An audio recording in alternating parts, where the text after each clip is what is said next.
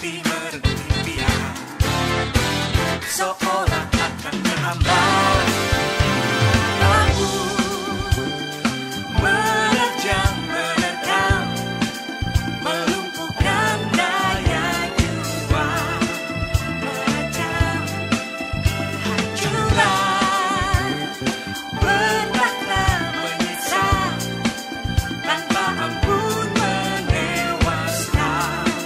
Adakah di sini sebekas peninggal harapan? Ayo bangkitlah, menyerah bukanlah pilihan. Kawanku, coba ingatlah, Bukeros bilang badai pasti berlalu. Lelah jiwa raga melawan duka, resah dan bingung menyatu, menjemur membelah keangkuhan manusia. Inikah akhir dunia? Doa yang khusyuk meretas, sambil petunjuk asa pun merasuk.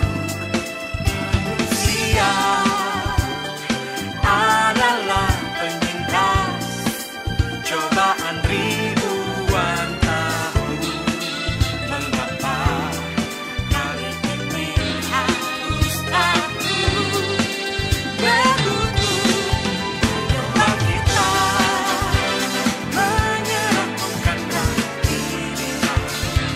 Kawanku, coba ingatlah, Bukeros bilang badai pasti berlalu. Berlalu,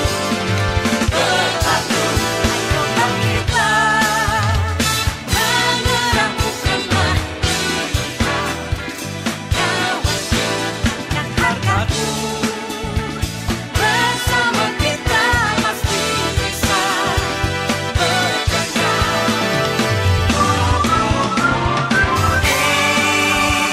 Menyerah bukanlah pilihan. Kawanku, coba ingatlah, Bukeros bilang badai pasti berlalu. Ayo bangkitlah, menyerah bukanlah pilihan. Kawanku, angkat hargamu, bersama kita pasti bisa berjaya.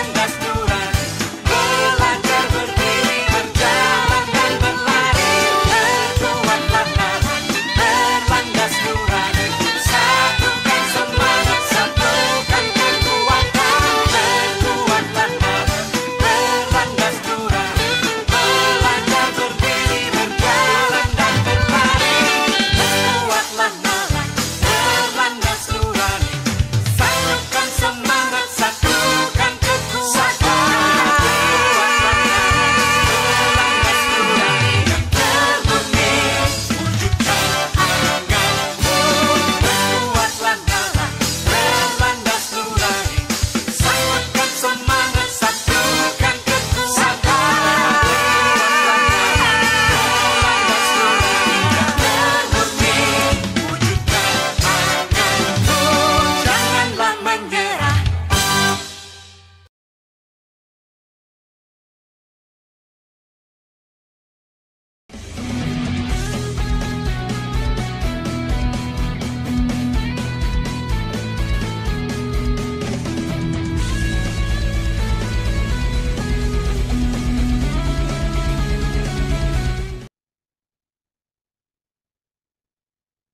Halo, halo, selamat pagi seluruh sobat M berada, aku ucapkan selamat datang di acara Markpers Goes to Campus episode 97. Dan ini masih dalam suasana Dirgahayu Republik Indonesia yang ke-78 tahun. Aku ingin ucapkan selamat ulang tahun untuk Indonesia yang ke-78. Bebas dari penjajahan, merdeka untuk kita semua, jayalah Indonesiaku selalu. Dan tentunya sesi MGTC di episode 97 kali ini sangat menarik karena seperti biasa kita akan berbagi inspirasi seputar sudut pandang dari creativity, entrepreneur, kemudian ada innovation dan juga leadership yang telah atau akan dilaksanakan oleh lembaga pendidikan tinggi di Indonesia.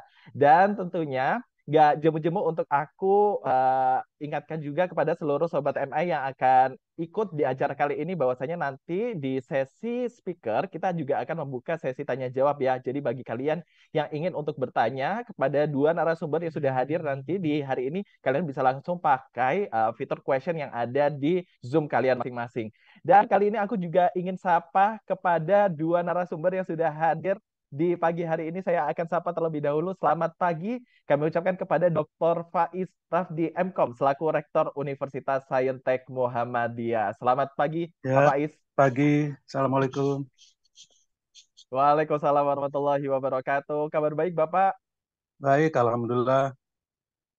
Sudah ikut lomba Agustus apa aja, Pak, di daerahnya, Pak? Ya, untuk meramaikan ini aja, tenis meja. Meskipun nggak bisa. Tenis meja. Meskipun nggak bisa, yang penting tetap berkontribusi ya, Pak, ya. Ya, Thank ya. you, Pak Faiz. Nanti kita akan ngobrol-ngobrol lebih lanjut dan selanjutnya saya ingin sapa kepada yang kami hormati Bapak Rajes Kana PhD selaku Rektor Universitas 17 Agustus 1945 Jakarta. Selamat pagi Pak Rajes. Pagi. Selamat pagi semuanya. Pagi. Pagi Bapak, kabar baik juga Pak Rajes. Ya, Kalau tadi Pak Faiz sempat bermain tenis meja, kalau di Pak Rajes merayakan 17 Agustus dengan cara apa Pak? kita jalan pagi bersama. Semua tim Jalan pagi. jalan pagi. Kemarin di kampus ada merayakan juga, ada lomba kerupuk, tarik tambang, yang fun lah secara prinsipnya. Yang fun semuanya. Yang fun, Termasuk simple, mahasiswa nggak perlu makan banyak biaya. Yang penting ini ya Pak ya, kebersamaannya dapat gitu juga ya Pak bersama Rajes ya. partisipasi. Siap. Betul. Oke, baik kalau gitu Pak Rajes nanti kita akan ngobrol-ngobrol lebih lanjut. Thank you Pak Rajes sudah berkenan untuk hadir dan selanjutnya saya juga akan sapa rekan saya di sini telah hadir Ibu Yosanova Safitri. Selamat pagi Ibu Yosanova. Halo, pagi Lukman, pagi Pak Rajes, Pak Faiz, selamat pagi. Ya, Pagi, pagi, pagi. pagi, Bu. Pagi. Kabar baik Bu Nova. Kabar baik Lukman. Merayakan 17 Agustus bersama dengan tetangga atau cukup dengan keluarga saja Ibu Nova? Iya dong, kita merayakan 17 Agustus di kantor Makplus ya, kemarin gitu. Oh iya Seru kemarin sih, ya banyak Jumat ya lomba. main games ya. Betul. Yes. Oke, siap. Kalau gitu nanti kita akan ngobrol-ngobrol lebih lanjut dengan Bu Yosanova. Thank you, Bu Nova. Baik, seluruh Sobat MI dimanapun Anda berada, kali ini sebelum kita masuk ke sesi acara berikutnya, terlebih dahulu mari kita simak bersama-sama highlight dari Mark Plus Goes to Campus episode sebelumnya lewat tayangan video berikut ini. Ini kan Pekawan ini menjadi penasehat spiritual yang kemudian bisa membantu Pandawa di masa-masa kritis saat-saat sulit. Itulah spirit dia. Lulusan itu dapat menghasilkan produk yang siap pakai, baik pada pasar tradisional maupun pasar digital, lokal maupun internasional. Kalau dilihat dari Bilton 2007 bilang bahwa proses kreatif itu harus dikelola gitu. Jadi nggak ada tuh hasil yang kreatif itu hadir dengan sendirinya, tapi by design.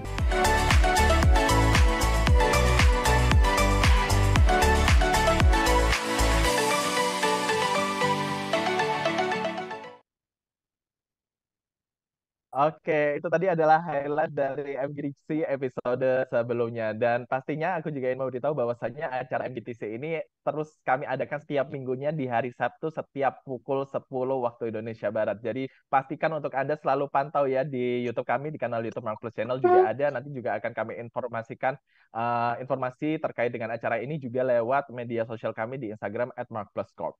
Baik, para Sobat MI dimanapun Anda berada, kita akan mulai masuk ke acara yang pertama, yakni akan ada paparan paparan yang disampaikan oleh Ibu Yosanova Savitri yang selaku rekan saya yang berasal dari Mark Plus. Oleh karena itu kami persilakan kepada Ibu Yosanova Savitri untuk memberikan paparannya. Ya, baik. Terima kasih sekali lagi Lukman. Selamat pagi rekan-rekan sekalian yang saya hormati, Pak Rajes, Pak Faiz, selamat pagi. Ini Pagi. izin mulai duluan ya, Pak. Siap, Bu. Mari. Ya, baik. Jadi rekan-rekan sekalian, perkenalkan sebelumnya nama saya Yosanova Savitri selaku Deputi CEO di Mark Plus. Hari ini mendapat kesempatan ya untuk melakukan diskusi. Sebenarnya nanti silakan jika ingin kita tanya jawab ya tentang salah satu dari 4 hal yang penting dalam entrepreneurial marketing. Tadi Lukman sudah sempat sampaikan bahwa ketika kita bahas entrepreneurial marketing itu kita membahas yang disebut yang pertama creativity, innovation, lalu ada entrepreneurship dan juga ada leadership. Nah, di sesi kali ini saya akan menyoroti satu yang dari 4 ini, yaitu masalah innovation. Nah, tapi innovation di sini yang saya akan paparkan nanti lebih melihat dari sisi industri. Karena Mark+ ini berhubungan dengan klien gitu ya, banyak. Dan kita coba menyoroti sebenarnya di industri bagaimana sih mereka men-treat ya, memperlakukan innovation di perusahaan, di organisasinya. Itu yang akan kita bahas di sesi kurang lebih sekitar 20 menitan ke depan. Seperti itu. Nah, mungkin kita bisa mulai materinya. Saya tidak banyak slide-nya, kurang lebih 10 slide gitu. Termasuk cover ya. Baik, nah ini adalah judulnya yaitu Delivering Next Product Innovation. Nah, kalau misalnya kita lihat rekan-rekan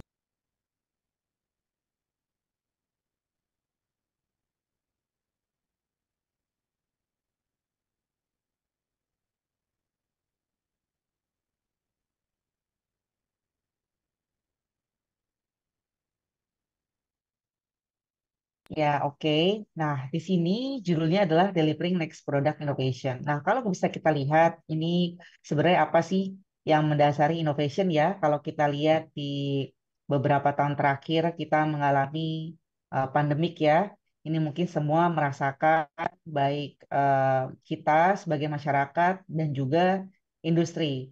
Dan mungkin rekan-rekan sekalian, mungkin kalau kita lihat ya, kalau di kita sebagai masyarakat biasa gitu, em, yang kita rasakan adalah mungkin kita sulit beraktivitas, kita sulit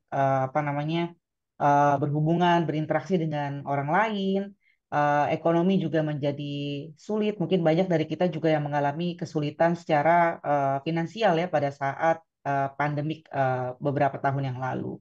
Nah, di industri, rekan-rekan sekalian, ini luar biasa sekali dampaknya pandemik COVID-19 terakhir ini. Jadi memang kalau kita lihat bagi yang memang sudah siap, artinya sudah konsisten mempersiapkan organisasinya, itu bertahan di pandemik kemarin dan akhirnya berhasil recovery di 2022-2023 ini.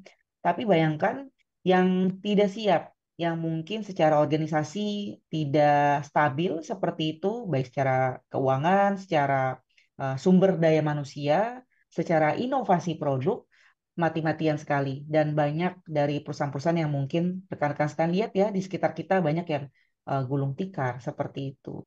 Apalagi UMKM. Jadi memang di sini kita lihat bahwa pandemik COVID-19 ini luar biasa sekali dampaknya.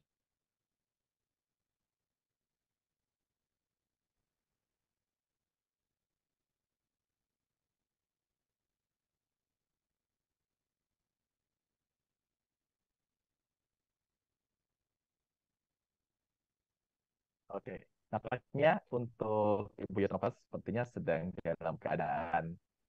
Iya, Oke, sorry ya. oke, ya. Maklum rekan-rekan sekalian ini weekend gitu ya. Jadi banyak sekali teknis. Oke, ini saya lanjutkan. Jadi kalau misalnya kita lihat pandemik ini sulit ya untuk semua orang, namun sebenarnya secara kasat mata gitu ya, secara tidak terlihat ya, tidak kasat mata, ada blessingnya juga. Kenapa blessing itu ada?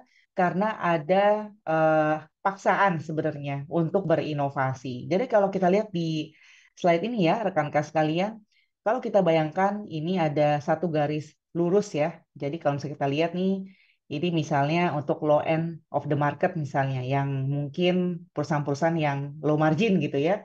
Ketika tidak ada disruption, ketika tidak ada paksaan ya, growth-nya ya performance-nya biasa-biasa aja. Garisnya lurus saja, landai gitu ya kalau kita lihat di sini. Untuk perusahaan yang mainstream, yang mungkin banyak kita lihat ya, perusahaan-perusahaan hebat ya di sekitar kita, juga landai. Untuk high-end market juga landai gitu. Nah, ini ketika tidak terjadi sesuatu, tidak terjadi gangguan, disruption, pertumbuhannya itu landai. Tapi kemarin itu karena pandemi COVID-19, karena terpaksa semua berinovasi, jadi bisa di boost up tuh naik. Jadi yang biasanya landai, tapi karena ada paksaan untuk berinovasi, jadinya yang tadinya garisnya landai menjadi tiba-tiba langsung naik luar biasa gradiennya. Kalau misalnya tidak ada COVID-19, tidak ada paksaan yang luar biasa, mungkin ini tidak akan terjadi. Dan kita belajar bahwa di industri, disruption itu apapun bentuknya, krisis apapun bentuknya, itu adalah sebuah proses yang membantu organisasi untuk bisa tumbuh ya, baik secara finansial maupun inovasinya. Jadi luar biasa sekali inovasi pada saat pandemi. Kita bisa bilang ini blessing in disguise, dan bahkan banyak yang bilang Chief Transformation Officer-nya ini adalah pandemic COVID-19 begitu ya. Itu banyak yang bilang seperti itu juga. Nah, ini yang kita lihat ya, kenapa inovasi itu penting sekali, karena kalau kita lihat ya, itu akan bantu kita untuk performance organisasi kita ke depannya. Dan kadang kita perlu paksa ya inovasi itu. Nah, kita masuk ke slide berikutnya. Nah, di sini rekan-rekan sekalian, ketika kita bicara tentang inovasi, tentu saja kita harus lihat tujuannya apa. Tujuan inovasi ini, apakah kalau di spektrum sebelah kiri ya, apakah tujuannya lebih ke eksplorasi, artinya mungkin sesuatu yang baru kita belum pernah melakukannya, industri belum ada gitu ya. Nah, ini kita sebut exploration. Nah, atau yang memang mengoptimalkan apa yang kita sudah punya dan kita eksploitasi gitu ya, apa sumber daya yang kita sudah punya. Di sini, innovation itu memiliki tujuan yang berbeda-beda di tiap organisasi. Jadi, nggak melulu inovasi itu sesuatu yang bombastis luar biasa ya, tapi inovasi itu bahkan bisa sekedar kita memperbaiki hal-hal yang simple, yang mungkin tidak efisien menjadi lebih efisien, seperti itu. Nah, ini ada beberapa, ada 6 ya, tujuan inovasi. Ada yang memang creator. We know best misalnya, kayak Apple misalnya, creator tujuan inovasinya.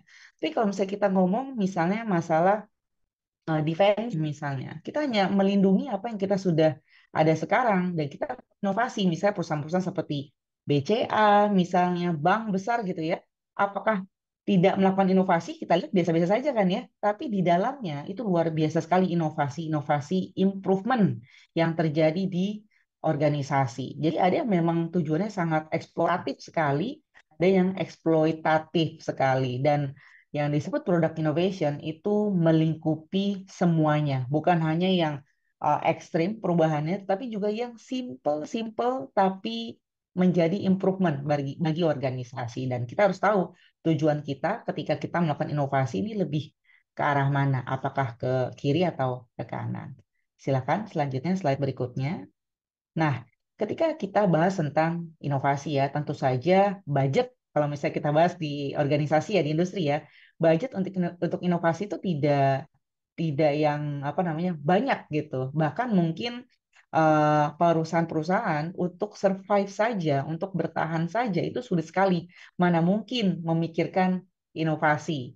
Nah, kalau misalnya kita lihat ketika kita di organisasi ya, inovasi itu kita harus treat sebagai portfolio, kita anggapnya. Jadi punya porsinya.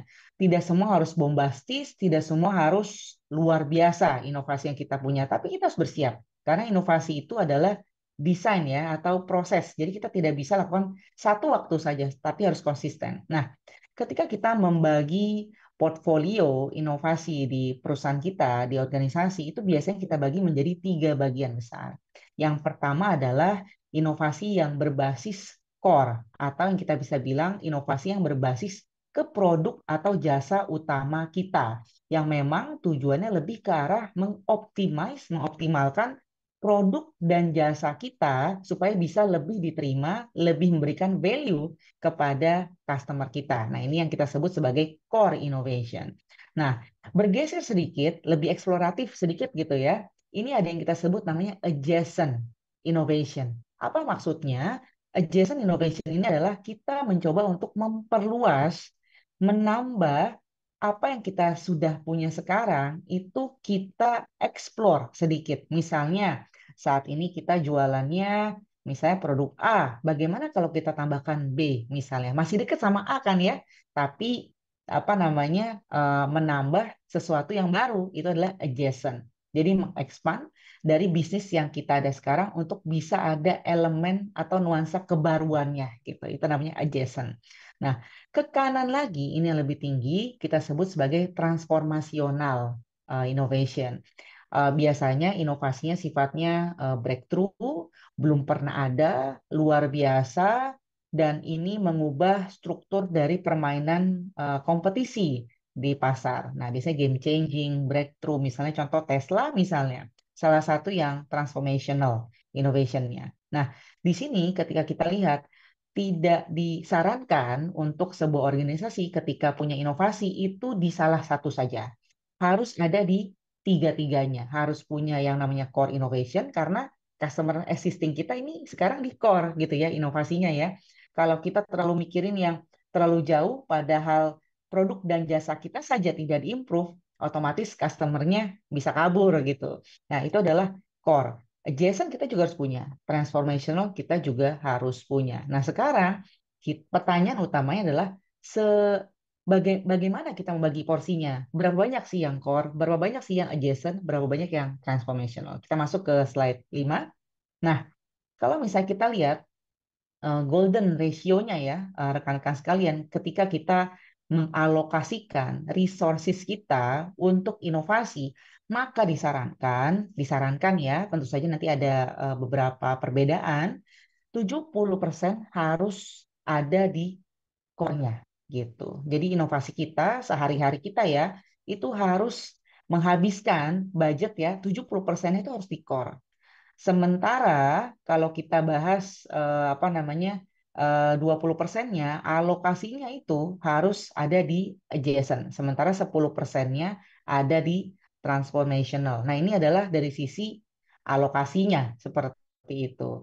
Ini adalah kalau kita lihat, oke, saya misalnya punya misalnya produk saya adalah restoran misalnya, maka inovasi saya yang utama harus memperbaiki rasa dari masakan di restoran saya. Itu adalah core innovation. Nah, lalu 20%-nya, misalnya saya saat ini dine-in saja, makan di tempat, saya juga coba deh delivery service misalnya. 20% adjacent innovation. Nah, ini adalah yang kita sebut adjacent.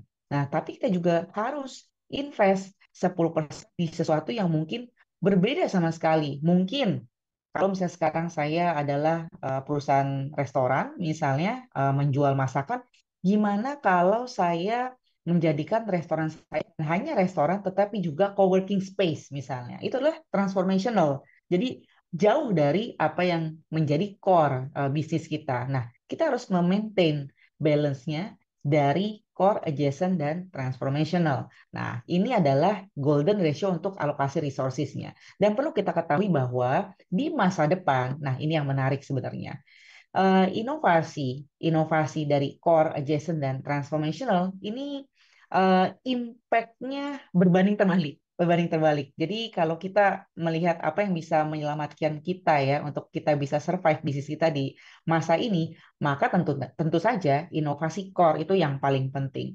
Tapi kalau kita membahas apa sih inovasi yang bisa membuat kita sustainable di masa mendatang, yaitu harus transformational. Jadi kalau kita bandingkan ya rekan-rekan sekalian, ketika kita melakukan alokasi investasi 70% di core bisnis kita di masa depan, sebenarnya mungkin impact-nya hanya 10% saja gitu ya.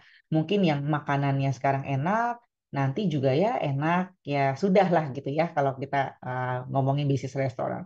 Tapi ketika kita bahas 10% transformational di masa depan, di mana mungkin kompetisi sudah semakin sengit, yang punya restoran semakin banyak, rasa kita juga mungkin banyak yang mirip-mirip, transformational innovation itu yang akan buat kita bertahan di masa depan. Karena impact-nya bisa 70% dari apa yang kita investasikan di masa ini. Jadi sebenarnya rasionya berkali-kali lipat kan ya, bisa 7 kali lipat dari apa yang kita invest saat ini untuk mendapatkan hasil yang luar biasa sekali di masa depan. Itulah kenapa ketika kita bahas di industri, maka inovasi harus dibagi seperti ini. Harus dipersiapkan, bukan hanya fokus di yang bisnis utama, tetapi juga harus memikirkan bisnis di masa depan. Nah, inilah yang kita ingat-ingat ya, golden ratio dari innovation.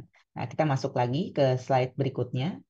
Nah, tentu saja di tiap industri punya perilaku yang berbeda-beda ya. Ini beberapa survei yang dilakukan di artikel Managing Your Innovation Portfolio. Ini ada leading consumer goods company, ada diversified industrials company ya, lebih banyak B2B, dan perusahaan teknologi. Nah, kalau kita lihat porsinya di sini, ini menarik sebenarnya. Untuk bisnis-bisnis yang mungkin lebih stabil, lebih established gitu ya, bukan yang startup misalnya, golden ratio-nya itu berat sekali di core-nya, maksudnya dominan gitu ya. Jadi core-nya 80%, adjacent-nya 18%, transformational-nya 2%. Dan itu aja mereka bisa sustainable gitu ya sampai saat ini. Yang penting ada kita alokasikan. Tapi untuk di perusahaan yang mungkin lebih ke industrials misalnya, core-nya, adjacent-nya, dan transformation-nya perbandingannya mungkin 70-20-10. Karena mungkin teman-teman kalau di industri B2B ya, yang paling sulit itu inovasi sebenarnya. Percaya atau tidak? Karena banyak perusahaan B2B itu yang kesulitan, produk dan jasanya sangat terkomoditisasi. Jadi makin mirip dengan pemain yang lain. Itulah kenapa inovasi itu penting sekali gitu. Dan untuk perusahaan teknologi, kalau kita lihat di sini, ini lumayan berbeda ya. Core-nya 45%, adjacent-nya 40%, dan transformational-nya 15%. Bahkan mungkin rekan-rekan sekalian juga memahami bahwa ketika kita bahas tentang startup, tidak jarang melakukan pivot ya. Jadi ini yang membuat inovasinya harus dibagi seperti ini berdasarkan hasil surveinya, kurang lebih seperti itu. Nah, tiap industri memiliki portfolio porsi yang berbeda-beda. Nah, lanjut kita bahas yang berikutnya. Nah, tadi kan kita sudah bahas mengapa inovasi penting, lalu juga kita sudah bahas inovasi itu seharusnya diperlakukan seperti apa sih. Nah, sekarang kita bahas bagaimana kita membuat inovasi, menciptakan inovasi yang sasaran. Nah, ketika kita bahas tentang inovasi yang tepat sasaran ya, supaya nggak menghabiskan atau boros budgetnya untuk melakukan inovasi, kita harus melihat dari 3 sisi. Yang utamanya adalah kita harus memastikan inovasi kita harus menciptakan value kepada stakeholder-nya kita. Yang disebut stakeholder ini bukan hanya customer ya, tetapi juga masyarakat umum, pemegang saham misalnya. Nah, kita melihat dari sisi ini ada 3 hal. Yang pertama adalah dari sisi scarcity, apakah inovasi yang kita buat ini hanya kita gitu ya, semakin jarang inovasi seperti kita ini maka akan semakin bagus, akan lebih sustainable tentunya ya. Apakah appropriate, artinya appropriate di sini lebih ke arah apakah bisa sih dilakukan, apakah di respect, di appreciate nggak sih sama market sebenarnya, itu adalah appropriate gitu ya.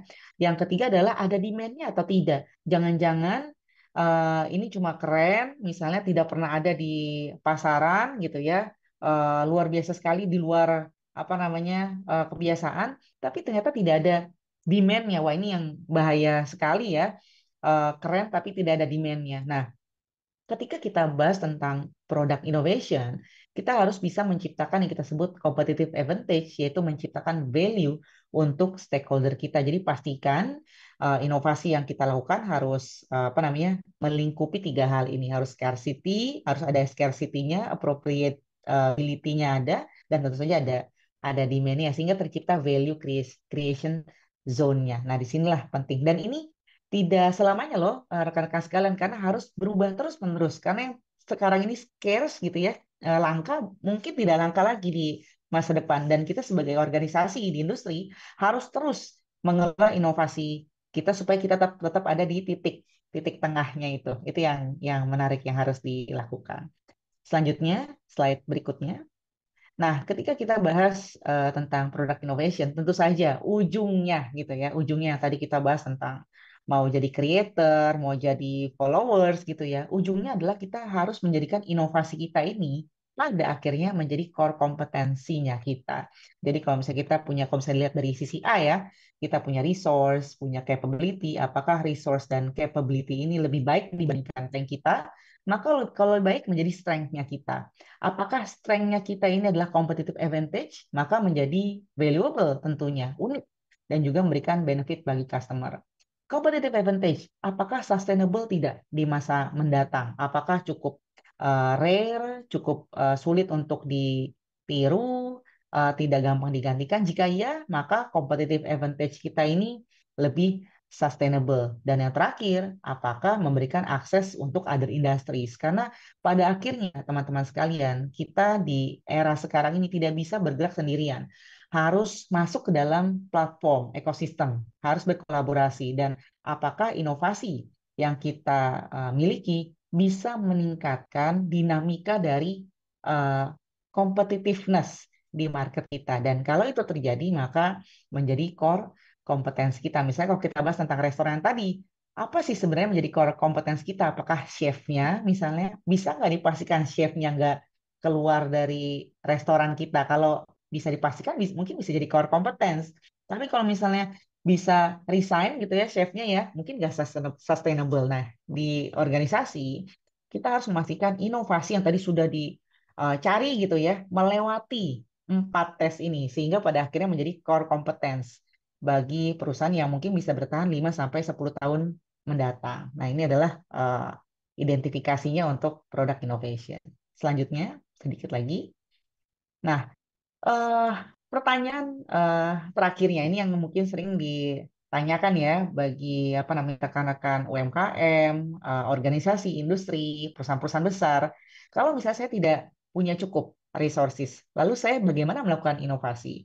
Resources di sini bukan artinya hanya budget ya atau sisi finansialnya saja, tapi bisa saja dia tidak punya SDM-nya, tidak punya patennya misalnya, tidak punya market aksesnya misalnya. Nah, bagaimana kalau saya punya keterbatasan dalam hal resources-nya?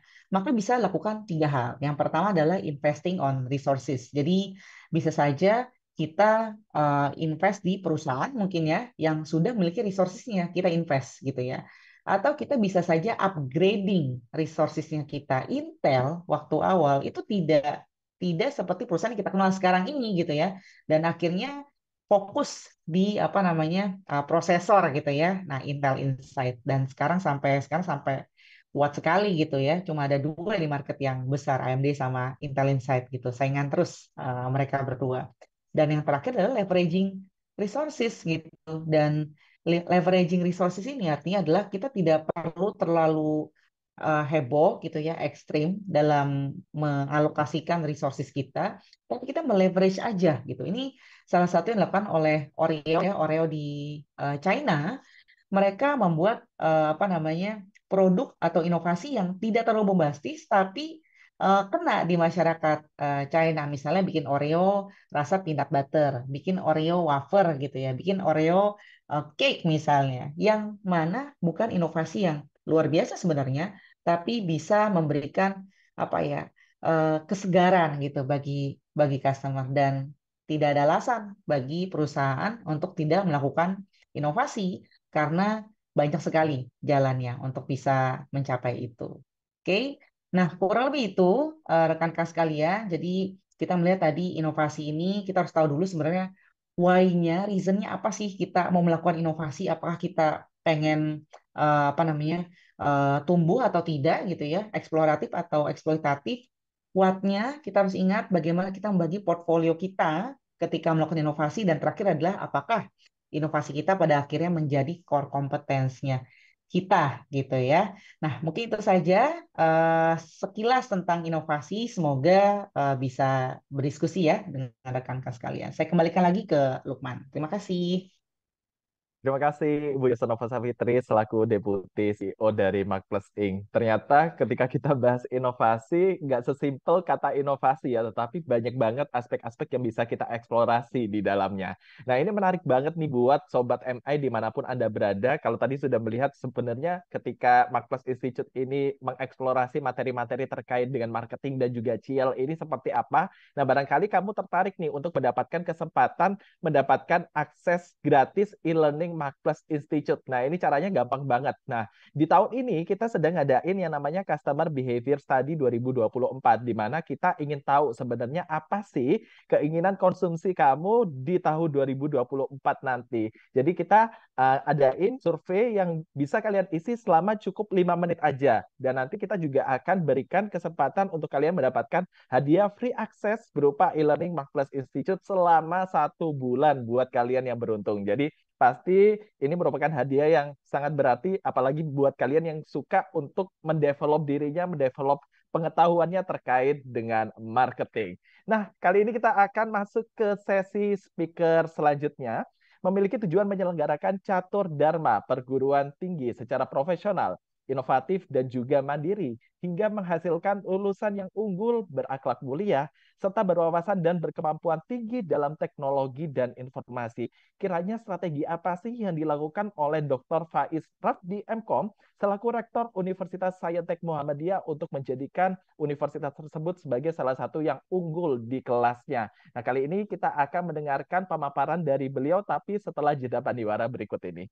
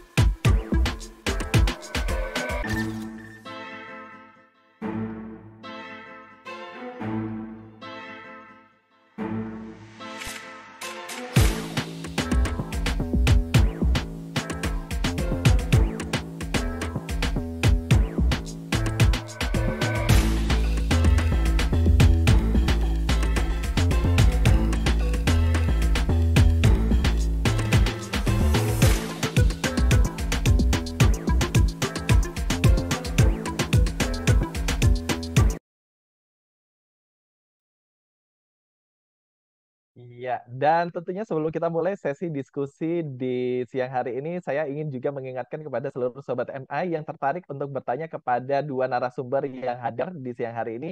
Silakan Anda bisa drop question Anda di fitur chat Zoom atau fitur Q&A Zoom yang telah tersedia ya. Nanti di akhir sesi kita akan buka sesi tanya jawab dan akan membacakan beberapa pertanyaan yang telah terkumpul.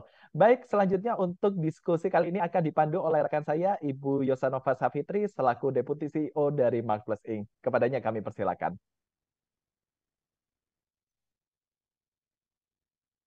Baik, terima kasih Lukman. Selamat pagi Pak Faiz. Pagi. Terima kasih Bapak sudah mampir ini ke acara Marketplace Goes to Campus Pak, yang ke-97 ya Sama-sama. Pak ya. Ya, sama-sama sudah dikasih kesempatan. Terima kasih Bapak. Apa kabar Bapak? Baik, Sehat? Bu. Baik. Alhamdulillah. Apa kabar mahasiswa-mahasiswi Pak di sana Pak? Baik. Kalau sekarang Baik. lagi libur ini. Lagi libur ya Pak ya? Oke, tapi biasanya pada ini ya Pak ya, magang ya di hari Ya, libur ya Pak ya, betul, untuk betul. mahasiswa-mahasiswi ya. Oke, Betul. baik. Nah, Pak, mungkin nanti kurang lebih dalam 20 menit ke depan ya Pak ya, bisa diceritakan kepada kami tentang apa sih sebenarnya inisiatif-inisiatif, inovasi ya Pak ya, yang dilakukan di kampus Bapak tercinta, dan juga mungkin memberikan informasi bagi kita semua yang hadir pada Sabtu ini Pak, kurang lebih ke 100-an respon ya Pak ya yang kita lihat di sini sehingga bisa mendapatkan inspirasi. Nah, kurang lebih dalam 20 menit ke depan silakan Bapak jika ingin ada yang dipaparkan. Terima kasih Bapak, waktu dan Terima kasih tempat Bu. dipersilakan. Izin saya share screen.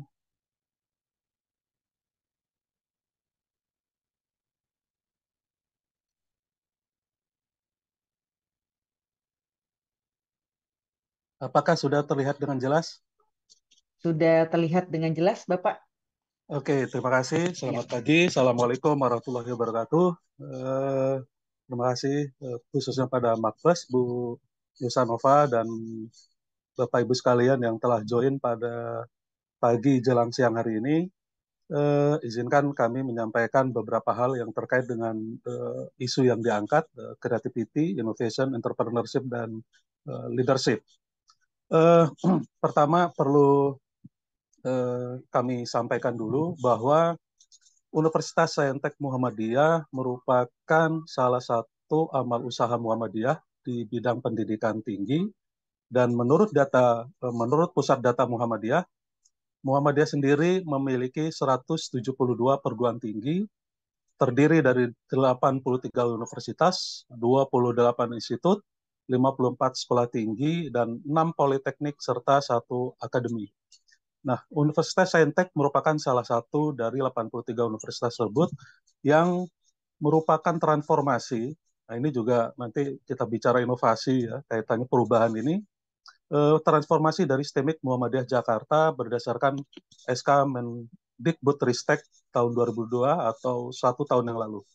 Jadi kami mengubah atau bertransformasi menjadi Universitas Saintek Muhammadiyah tentu dengan pertimbangan kami membaca sekolah tinggi itu di Jakarta khususnya dan juga di Indonesia pada umumnya sudah ada kejenuhan untuk sekolah tinggi.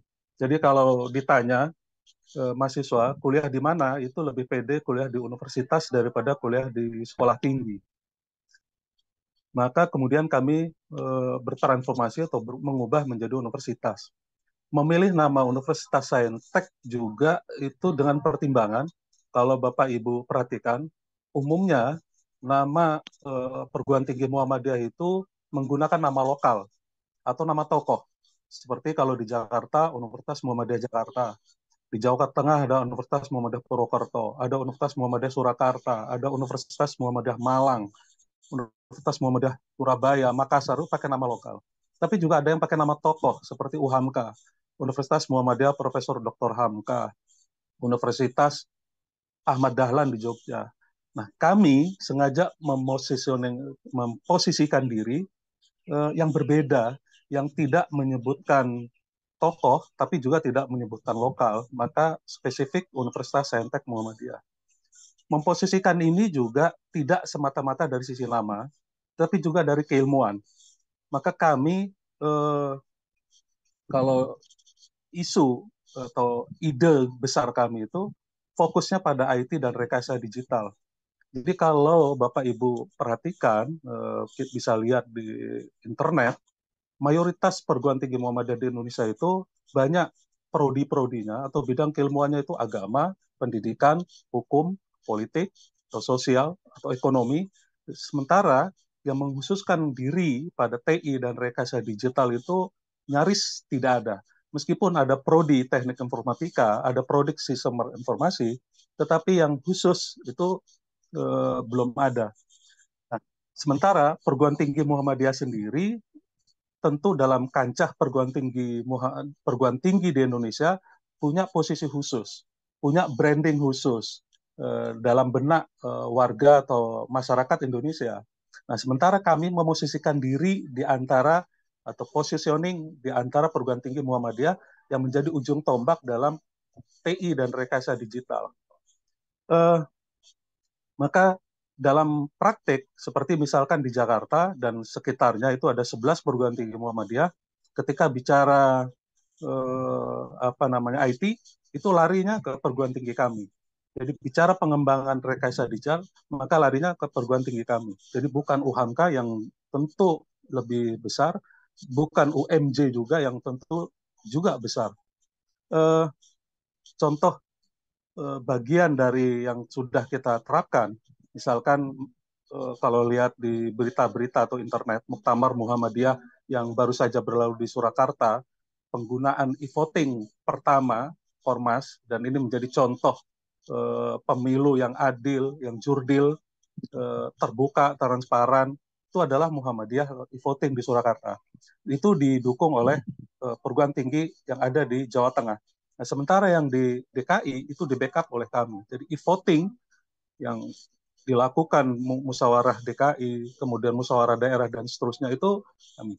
Nah, inilah menunjukkan bahwa kami memang memfokuskan diri pada itu. Memang ada Universitas Cyber Muhammadiyah, tapi beda. Itu adalah perguruan tinggi Muhammadiyah yang online, prodinya online, seperti terbuka. Yang kedua, positioning kami di sini adalah integrasi interkoneksi keilmuan agama dan TI. Ini dalam praktik sulit tetapi bisa dilakukan.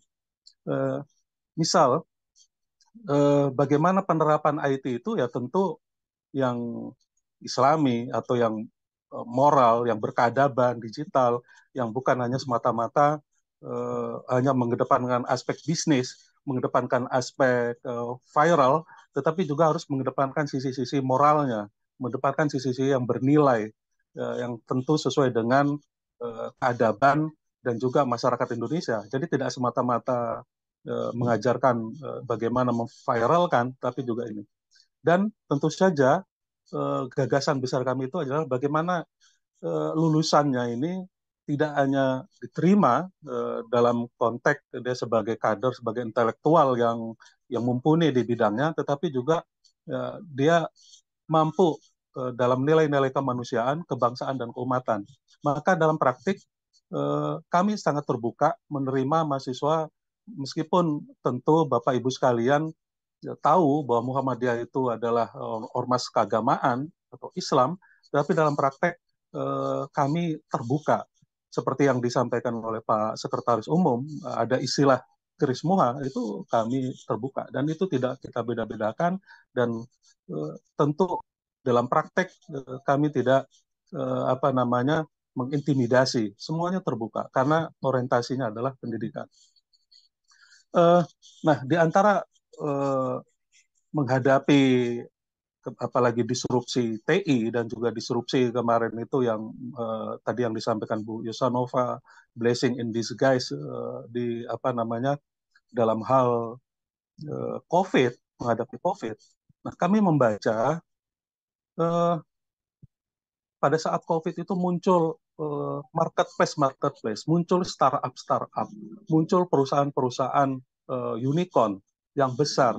Semua ibu rumah tangga kita, bahkan saya termasuk generasi awal yang kena COVID, itu dipaksa, yang saya selama ini tidak pernah pakai menggunakan belanja, istri saya juga begitu, dipaksa kemudian menggunakan belanja online.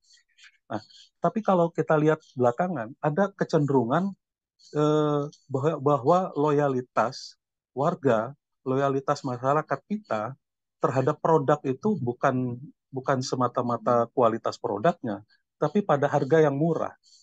Pada harga yang murah. Contoh, sebut saja kita punya Grab, kita punya GoPay, masyarakat kalau mau menggunakan kendaraan, itu kayak anak saya itu dibandingkan, mana yang paling murah. Nah, yang paling murah itulah yang kemudian dipakai. Jadi loyalitas itu bukan kepada produknya, bukan kepada namanya, tetapi pada harganya. Dan ini kalau kita lihat, ini menjadi problem. Problemnya apa? Sekarang banyak raksasa-raksasa itu yang gulung tikar karena dijual oleh pemiliknya, karena ada dalam istilah kami itu bakar uang. Jadi promosi jor-joran dengan harga murah tadi, kemudian saham naik, dijual, nah, kemudian ditinggal. Ini membahayakan, membahayakan perusahaan-perusahaan kecil. Maka kemudian kami berinisiatif menggunakan platform sejenis, tetapi dibatasi hanya untuk komunitas, yaitu Platform Ekonomi Digital Muhammadiyah atau EDIMU. Mengapa kami membatasi di ini? Karena tentu saja pasarnya jelas. Warga Muhammadiyah se-Indonesia, dari mahasiswa, dari siswa, dari jamaah, itu bisa 30-an juta. Itu yang kita kawal. Loyalitas, mereka punya loyalitas. Loyalitas mereka itu tidak semata-mata pada harga, tapi loyalitas kepada satu perasaan yang sama, satu nasib yang sama. Itulah yang dibangun, maka kemudian kami membangun platform ekonomi digital Muhammadiyah yang tidak dibuka untuk luar. Sehingga ibu-ibu jamaah yang ada di daerah terpencil itu sangat mungkin aktif atau menitipkan barangnya di kami. Kami belum lama MOU dengan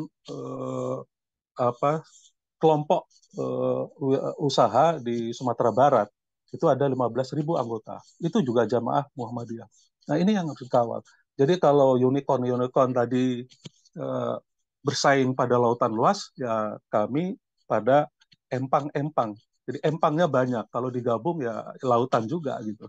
Nah, ini yang kemudian kami kembangkan melalui platform ekonomi digital. Tentu saja berbeda dengan aplikasi-aplikasi sejenis yang sudah ada. Jadi kami batasi. Bahkan target berikutnya adalah digitalisasi kartu anggota yang selama ini kalau ditanya itu berapa fee-nya, nah itu agak sulit juga untuk menjawab. Jadi Edimo ini lebih kepada basis komunitas warga Muhammadiyah, baik itu sekolah, mahasiswa perguruan tinggi, rumah sakit, dan seterusnya. Kedua, ini yang juga bagian dari yang telah kita kembangkan dan juga kita launching adalah Quranmu. Dalam kacamata kami, karena kami sekali lagi berbasis agama, kami melihat warga Muhammadiyah sendiri di internal dan juga mungkin umum, ada yang sudah dewasa tidak bisa membaca Quran. Sementara mau belajar ke guru itu malu. Nah, maka dengan mengembangkan ini, belajar Quran ini dengan AI, Artificial Intelligence, jadi nanti yang ngoreksi adalah mesin, yang memperbaiki adalah mesin, ya, warga itu bisa belajar dari AI lewat Quranmu ini. Dan ini juga masih kita batasi untuk warga Muhammadiyah, meskipun untuk yang umum juga mungkin. Dan di sini juga ada fitur-fitur untuk belajar agama. Mungkin ada yang mau sholat atau cari hukum-hukum tentu. Ya kemarin itu kan rame ya pada saat COVID itu sholat Jumat gimana di rumah. Nah ini kan tentu harus kalau orang awam bingung carinya. Boleh nggak sholat Jumat itu 2 gelombang? Itu banyak pertanyaan-pertanyaan. Kemudian sholat Id di rumah, nah, itu seperti apa? Nah ini fitur ini yang kemudian dikembangkan melalui Quranmu. Dan di sini juga ada waktu sholat, kemudian database masjid se-Indonesia, sehingga ketika warga Muhammadiyah atau siapapun mau pakai dimanapun itu bisa digunakan. Ini bagian dari strategi. Nah, yang menarik tadi kami ini usianya baru 1 tahun. Ada prodi entrepreneurship, ada prodi kewirausahaan. Berdasarkan analisa kami, tim kami, salah satu problem kesempatan UMKM atau warga masyarakat, ibu rumah tangga dan juga mungkin mahasiswa untuk bisa mengenalkan produknya itu umumnya adalah kesempatan. Mereka nggak punya kesempatan. Atau kadang mereka punya kesempatan tapi nggak pede.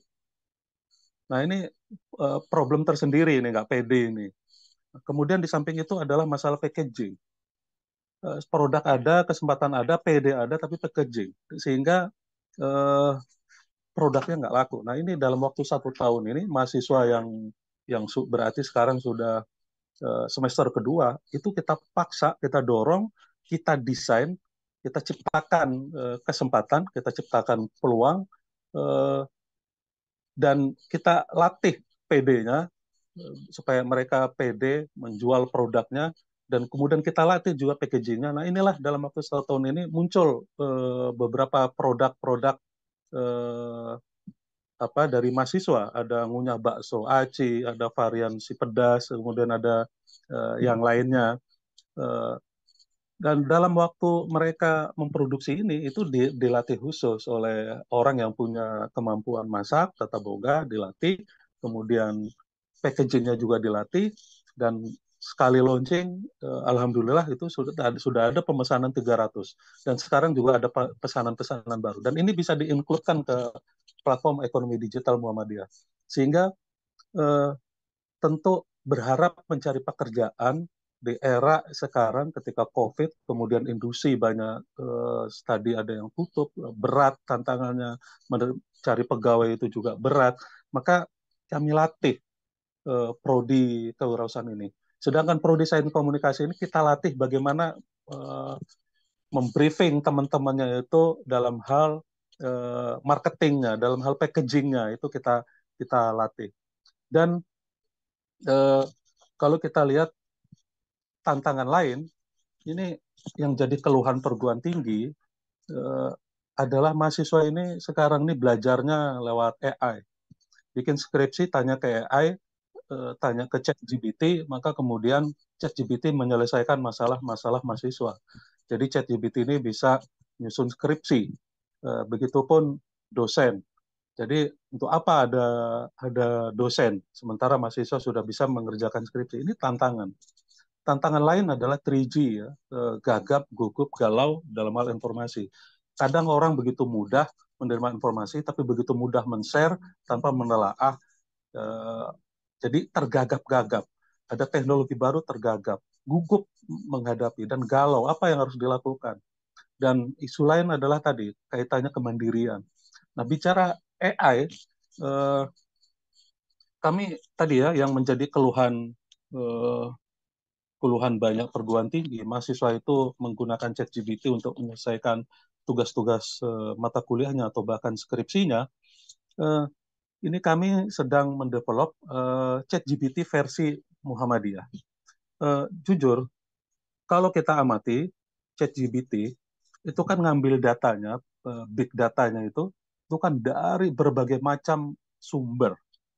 Jadi tidak tertutup kemungkinan sumber-sumber yang diambil oleh ChatGPT itu adalah sumber-sumber yang tentu tidak sejalan dengan nilai-nilai moral bangsa negara.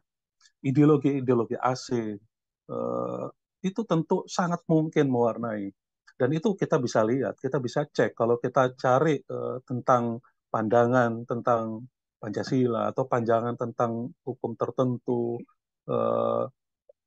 pernikahan atau hubungan tentang itu tentu pandangan-pandangan yang tidak sejalan dengan mana. Nah, maka untuk menghadapi itu ya kita harus bikin. Nah, ini yang kami dan teman-teman itu menyiapkan inovasi ChatGPT dari Muhammadiyah atau versi apalah yang ini tentu harus dalam rangka menjawab tantangan tadi sehingga mahasiswa sumber rujukannya itu jelas. Dan ini bisa diintegrasikan dari jurnal-jurnal yang ada di jejaring perguruan tinggi Muhammadiyah se-Indonesia yang ada 172 itu. Sehingga sumber-sumbernya jelas, sumber rujukannya jelas. Gitu. Sehingga tidak mata-mata ngambil ChatGPT, mahasiswa di tanda kutip disesatkan, tidak sejalan dengan ideologi bangsa, tidak sejalan dengan nilai-nilai bangsa, tidak sejalan dengan nilai-nilai budaya Indonesia sendiri. Ya, itu. Nah ini penting. Gitu. Nah, kaitannya dengan 3G tadi, nah ini tantangan bagi kami adalah tentu ini harus dimulai dari bagaimana warga masyarakat itu melek. Kami misalkan bekerja sama dengan Dewan Masjid, kami bekerja sama dengan MUI, kami atau bahkan bekerja sama dengan organisasi kemasyarakatan lain seperti Pemuda Pancasila atau apapun, melatih dalam hal melek informasi keadaban digital. Kita cari, kita cek bagaimana cara mudah literasi digital ini, cara mudah kita menelaah sehingga kita tidak gampang orang yang gampang men-share tapi tanpa melakukan penyaringan terlebih dahulu. Nah, ini karena itu yang bisa dilakukan. Teknologi oke. Teknologi bisa saja membuat AI anti hoax misalkan, membuat teknologi anti fake news bisa saja. Tetapi pada saat yang bersamaan, AI pun juga bisa menciptakan hoax. AI pun juga bisa menciptakan fake news. Nah ini kan problem. Jadi kita tidak bisa mengandalkan teknologi untuk menghadapi 3G tadi. Jadi menghalau berita-berita hoax tadi dengan AI. Tapi pada saat bersamaan, saya lihat misalkan di salah satu situs, Rusia pun juga mengembangkan AI anti hoax. Tapi pada saat bersamaan di Rusia juga muncul AI penyebar hoax. Nah ini problem. Maka yang paling mungkin adalah dilatih. Bagaimana cara melatihnya? Warga masyarakat, masyarakat sekitar, ormas-ormas yang terkait itu kita latih, kita kerjasama, kita terbuka dengan manapun. Dalam hal kemandirian itu tadi kuncinya yaitu kita ciptakan peluang, kita latih masyarakat, packagingnya, cara marketingnya kita latih. Jadi prodi kami ini kan saling berhubungan, entrepreneurship produknya, sains komunikasi itu bicara marketingnya, publikasi itu ada film TV. Tadi bicara positioning kami di perguruan tinggi Muhammadiyah, maka prodinya pun langka di Muhammadiyah, itu langka. Itu menjadi ujung tombak sendiri. Nah, terkait kepemimpinan. Kepemimpinan di umumnya di perguruan tinggi Muhammadiyah, dan ini mungkin bisa menjadi pengayaan dari segala macam model kepemimpinan yang ada. Kami menggunakan pendekatan 3.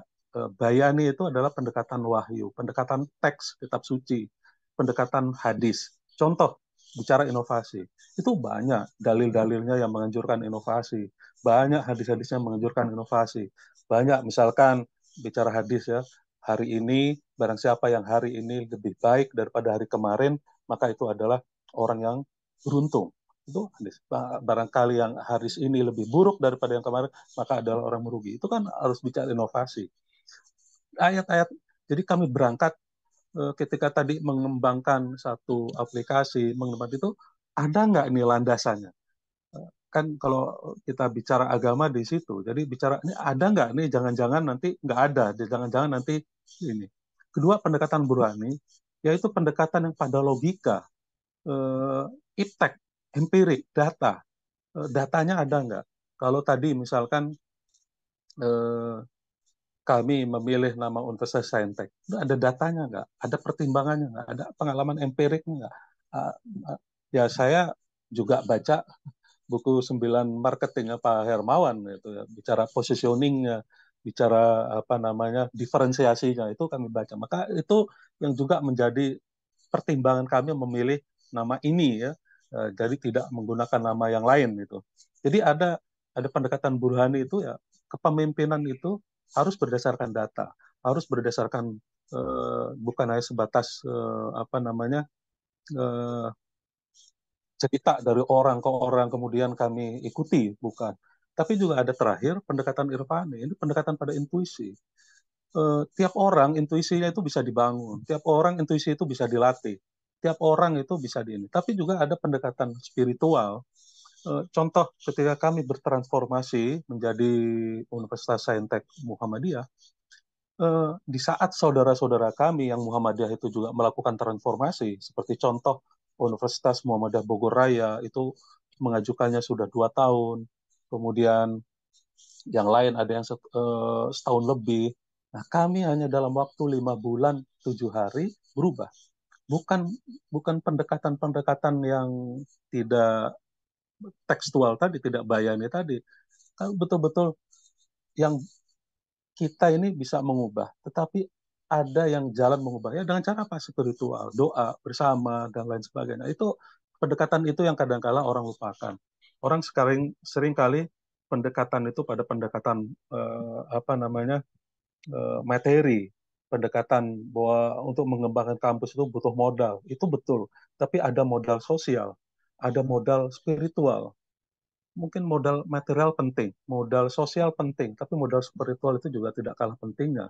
Karena jalan kita gampang itu ya ketiganya ini harus sinergi gitu. Tidak cukup material, tidak cukup spiritual, dan tapi juga sosial itu juga penting. Nah, inilah model kepemimpinan kami itu. Jadi tidak hanya mengandalkan tadi rasio, tidak hanya mengandalkan logika, empirik, data, tapi juga harus ada landasan-landasan bayani atau istilah kami teks, kitab suci, tapi juga ada pendekatan intuisi. Saya kira ini yang dapat saya sampaikan. Mohon maaf jika ada kekurangan, jika ada sharing atau diskusi, masukan yang berharga, tentu sangat kami buka, kami terima kasih untuk bisa mengembangkan lebih jauh lagi di usia kami yang baru setahun ini transformasi dari sekolah tinggi komputer. Terima kasih. Selamat siang. Assalamualaikum warahmatullahi wabarakatuh. Waalaikumsalam warahmatullahi wabarakatuh. Terima kasih banyak Bapak. Ini sangat marketer banget ya Pak ya. Bapak ini Pak ya. Thank you banget Pak juga udah ngikutin bukunya Pak Hermawan. Jadi rekan-rekan sekalian sangat positioning, differentiation, dan branding sekali ya. Kampus Saintekmu ya Pak ya. Kalau Betul. bahasa bekennya ya Pak ya. Iya. Jadi namanya unik gitu ya Pak ya. Bahkan tadi teman-teman juga lihat ada positioning, differentiation, dan ada competitive advantage-nya juga tadi jelas keilmuan IT dan rekayasa digital tadi. Bahkan dari segi brandingnya bukan cuma Saintekmu ya Pak ya, tapi nama-nama lain juga mengikuti kayak Edimu, Quranmu, dan kalau kita cek di websitenya itu ada Visualika ya Pak ya. Jadi nama-nama itu unik semua begitu ya Pak. Jadi orang tuh bisa nancep di ingat terus gitu Pak. Iya, terima kasih. Keren. Baik. Oke, ini terima kasih banyak Pak Faiz. Nanti izin kita kembali lagi di sesi Q&A ya Pak ya. Untuk sesi ini saya kembalikan dulu ke Lukman. Silakan. Ya, thank you banget. Sekali lagi kami ucapkan kepada Dr. Faiz Rafdi MKOM selaku Rektor Universitas Saintek Muhammadiyah atas paparannya. Sangat menarik banget ya, seperti yang tadi disampaikan oleh Ibu Nova.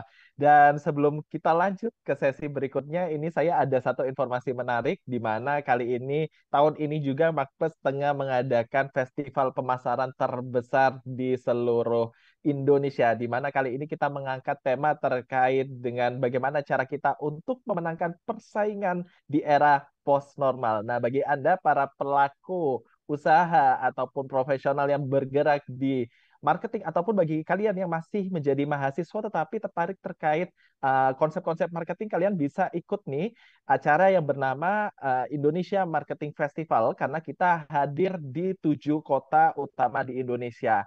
Di beberapa minggu sebelumnya kita sudah pernah adakan di di Riau, Pekanbaru, dan juga di Semarang. Masih ada sisa 5 kota besar yang akan kita kunjungi, yakni di Palembang, Manado, Bandung, Surabaya, dan juga Denpasar. Jadi bagi kalian yang ingin mendaftarkan diri, langsung aja hubungi kontak person yang tertera di flyer di slide Anda masing-masing, karena kita punya penawaran spesial nih, di mana tiket regulernya ini kita bandrol seharga Rp750.000. Tapi buat kalian, untuk audiens yang berasal dari kampus, kita punya penawaran menarik berupa kampus package, di mana kita bandrol seharga Rp2.500.000 untuk 10 tiket. Jadi pastikan untuk ajak teman-teman kalian untuk ikut di Indonesia Marketing Festival 2023. Karena akan ada Bapak Hermawan Kartajaya dan juga Bapak Jeki Musri di sana. Baik, kita akan mulai masuk ke sesi speaker selanjutnya. Kali ini kita akan mendengarkan paparan yang menarik dari Bapak Rajeskana PSD selaku Rektor Universitas 17 Agustus 1945 Jakarta. Dan juga dengan visinya yang ingin mewujudkan universitas unggul berbasis nilai dan karakter bangsa pada tahun 2035.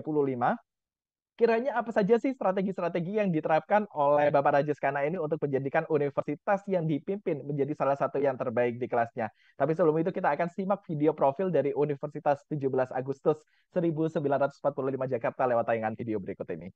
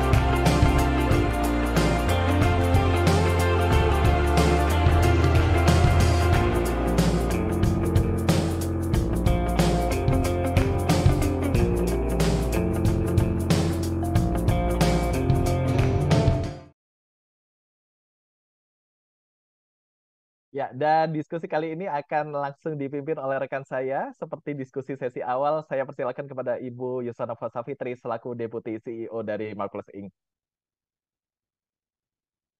Baik, terima kasih Lukman. Selamat pagi Pak Rajes. Pagi-pagi Bu, gimana Pagi-pagi kabar? Pak, semangat pagi-pagi. Sabtu ya Pak ya. Selalu Ya, semangat ya, pastinya. siap. Oke. Ini batiknya kayak mirip ya Pak Faiz sama Pak Rajes. Jangan-jangan udah Janjian Bu, udah janjian ya. janjian dengan Pak Faiz nih. Salam Pak Janjian. Faiz. Sudah janjian. Oke, baik. Nah, ini menarik ya perbincangan kita. Jadi Pak Rajes ini kalau saya lihat di berbagai macam sosial media sebutannya utak ya Pak ya. Izin Pak. UTA 45 Bu, UTA 45. Oh, Nanti sedikit saya bercerita proses menarik ini migrasinya. Pak. Ya, Baik, baik. Dan banyak hal juga yang ditawarkan oleh Universitas 17 Agustus ini. Salah satunya kalau saya baca di website ya Pak ya, ada S1 2 tahun saja Pak, dengan metode tertentu. Nah, nanti mungkin bisa diceritakan juga. Dan ini Pak Rajes, Pak Faiz ini melapor juga partisipannya masih kuat nih Pak, 133 naik gitu ya dari awal kita tadi mulai. Oke, kalau begitu tanpa berlama-lama lagi, silakan Pak Rajes kurang lebih 20 menit untuk sharingnya. Silakan waktu dan tempat saya persilakan. ya baik, baik. Terima kasih. Selamat pagi menuju siang. Salam hormat ke Pak Faiz, rekan sejawat saya dengan Mak Plus, Mas Lukman, dengan Ibu apa nih? Lupa saya. Yasona ya. Ya Pak, bukan Yasona Yasona. Lawli ya Pak ya, yang Ya, penting Pak ya, ya. ya, ya, jangan sampai salah. Oke, salam Silakan Pak. hormat untuk semuanya, salam sejahtera bagi kita semua. Sebenarnya waktu saya diundang oleh Mak Plus, saya sedikit bingung nih topik mau apa, tapi saya bawa topik di arah leadership, mengenai leadership. Mungkin nanti saya sedikit berbicara leadership, tapi membawa contoh ya, contoh competitiveness terhadap Universitas 17 Agustus 1945 Jakarta. Mungkin Mas Lukman boleh di-share, tapi nanti saya banyak bercerita tentang perkembangan lah ya, perkembangan Universitas 17 Agustus 1945 Jakarta. Mungkin baik, kalau berbicara leadership ya, leadership ini topik yang sangat abstrak ya. Topik yang sangat abstrak kalau dikatakan seorang leader itu kan born as a leader katanya. Cuman kalau kalau menurut saya banyak orang me- mensalahartikan born as a leader. Dikirain dia lahir memang sebagai seorang leader, padahal setiap orang itu lahir sebagai seorang leader. It depends on the opportunity saja. Jadi leader itu dia bisa membaca atau melihat situasi di saat itu, di mana dia harus lakukan sesuatu. Saya berkewajiban melakukan sesuatu di kondisi tertentu. Bukan semua orang bisa menjadi leader, dan itu tergantung inisiatif atau inovasi yang akan dikembangkan, tergantung kebutuhan dari kondisi dan situasi yang ada. Next. Ya, ini sedikit table of content nih mengenai what is leadership, qualities of great leaders, leadership, dan developing your leadership skill ya, atau impact of leadership. Next. Mungkin saya sedikit bercerita. Universitas 17 Agustus itu sebenarnya lahir di tahun 1952. Waktu saya di 2011 saya diajak untuk bergabung dan membenahi Universitas 17 Agustus 1945 Jakarta. Di saat itu kondisi universitas di kondisi minus sama sekali, dan saya minta komitmen bergabung di tahun 2012 karena saat itu saya masih ada tugas dan tanggung jawab yang belum bisa saya tinggal di institusi yang berbeda lah. Saya bergabung di 2012, di saat itu kalau Universitas 17 Agustus bisa dikatakan seperti mininya Indonesia. Jadi di saat itu orangnya sangat birokrat, banyak profesor, banyak doktor, tapi masing-masing otonomi, masing-masing per fakultas, per program studi dan sebagainya. Jadi begitu banyaknya tingkat, mungkin bisa dikatakan tingkat korupsi di saat itu ya. Ya mahasiswa kalau mau lulus harus bagaimana sehingga mendapat pendapatan dan sebagainya. Saya 2 bulan pertama di situ di demo untuk mundur dan disuruh turun ya. Sebagai saat itu saya masih Warek 1 di 2012. Kita buat satu sistem yang sangat disiplin. Saya bangun sistem, kebetulan background saya dengan background Pak Faiz itu sama ya. Dulu di kita sempat di Aptikom ya Pak Faiz ya. Iya betul. Waktu zamannya Pak Eko Indrajit itu dulu di Aptikon. Jadi saya membangun semua digitalisasi sampai kita memastikan yang tanpa izin menjadi punya izin, sampai tanpa akreditasi menjadi berakreditasi, dan sekarang sudah baik sekali. Dan ke depan kita memiliki target atau prioritas unggul ya. Bagaimana untuk meningkatkan itu? It's not easy. Itu bukan sesuatu yang mudah. Yang pastinya harus punya visi yang sangat jelas, motivasi dalam berkolaborasi, ya, memiliki integritas dan trust value, ya. Jadi kita harus tampil sebagai contoh begini. It is a very simple ya. Ini contoh sangat sederhana, disiplin dalam perkuliahan. Jadi mahasiswa dengan dosen itu ikut kuliah harus tepat waktu, hanya dikasih toleransi waktu 30 menit. Kalau dosen belum masuk 30 menit, kelasnya dibubarkan dan dosennya langsung diberikan SP1 seperti itu.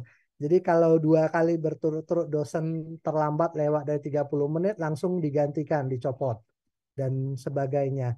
Jadi banyak transformasi yang kami lakukan sampai yang the good things is di saat kami sebelum masuk ke masa pandemi, kami sudah menjalankan metode yang namanya hybrid learning.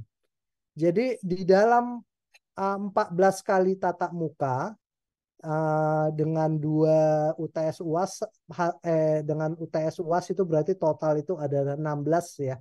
16 kali. Itu 4 kali itu wajib dalam 1 semester belajarnya conference. Jadi melalui video conference dari mana saja, dan dosen juga diwajibkan seperti itu. Yang di awal dosen-dosennya sangat relaktan menggunakan PowerPoint slide di tahun 2013 lah ya. 2003 itu very relaktan lah menggunakan PowerPoint dan sebagainya, dan we educate them. Saya membentuk tim untuk memastikan semua menggunakan PPT, kita training, jadi dan kita lakukan rekrutmen dosen-dosen yang dari lulusan perguruan tinggi ternama lah semuanya. Kita lakukan rekrutmen, kita lakukan coaching dan sebagainya sampai kita di kondisi saat sekarang ini. Banyak inovasi yang pastinya kami bertransformasi berkat kami bekerja sama dengan banyak pihak.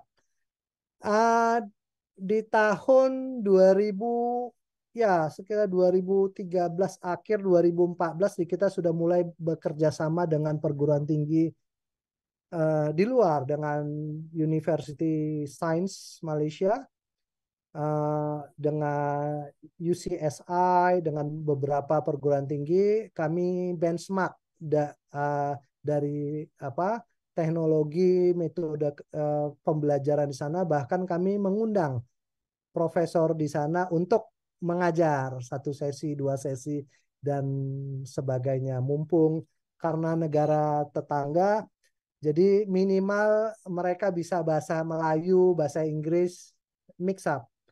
Dan di tahun 2013 juga saya mewajibkan seluruh mahasiswa, you have to learn English. Bahasa Inggris itu wajib 4 semester di luar kurikulum. Jadi kita membangun yang namanya English Center. So English is compulsory ya, karena untuk menghadapi globalisasi it is impossible. Kalau mahasiswa, karena mahasiswa Universitas 17 Agustus ini unik, dia datang dari Sabang sampai Merauke. Cukup banyak dan beraneka ragam. Jadi masuk ke 17 Agustus itu wajib memahami bahasa Inggris. Mengapa nama UNTAD dulunya kami ganti menjadi UTA 45 atau UTA 45 ya. Jadi memang di saat itu UNTAD Jakarta itu sangat terkenal dengan ya kampus morat-marit dan sebagainya lah, sampai terdengar dulu kampus jual ijazah dan sebagainya. Saat saya mau bergabung di sana juga teman-teman saya bilang saya itu gila. Lu gila ya, Jess. Lu masuk ke kampus yang bobrok dan sebagainya lah ya. Itu sampai teman saya marah dengan saya. Saya cuman satu statement saya di saat itu, saya bilang, ya disitulah fungsinya keberadaan saya untuk memperbaiki.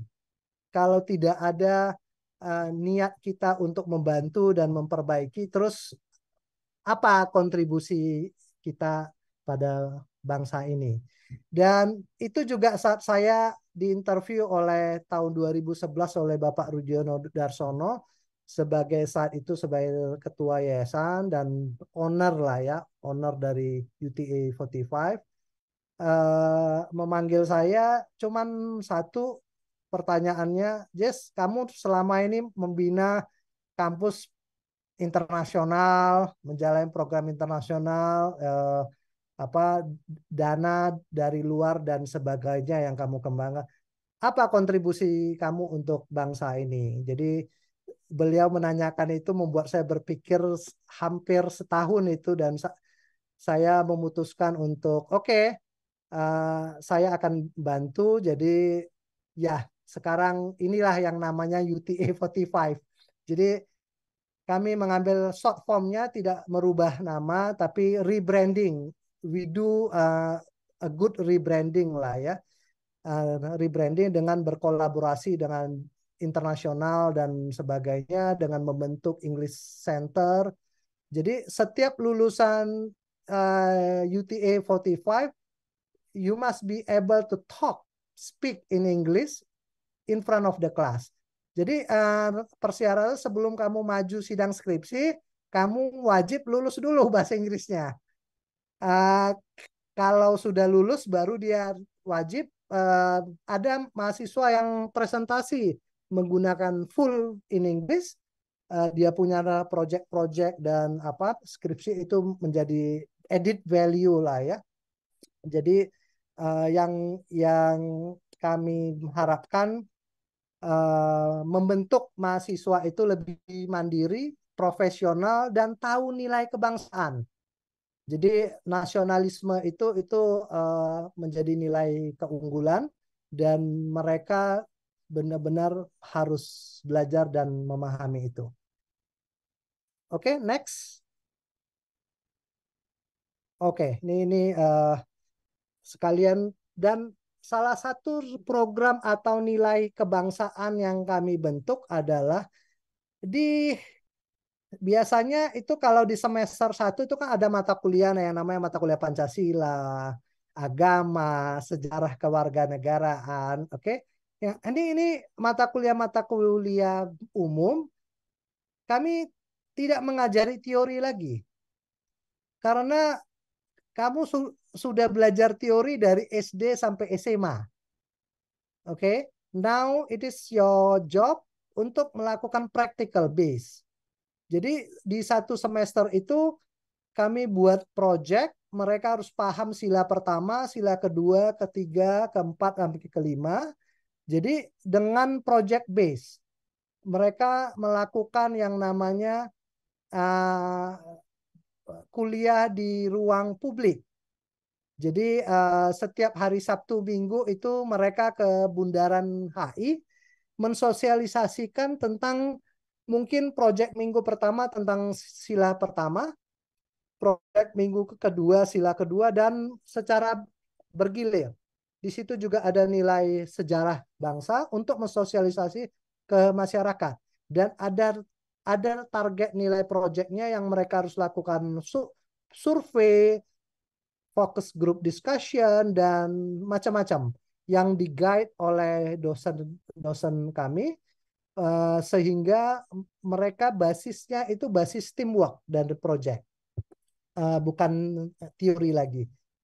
Ini salah satu di mana kami menurunkan visi yang sangat jelas, clear, tentang ide dengan mengarahkan supaya memang itu workable.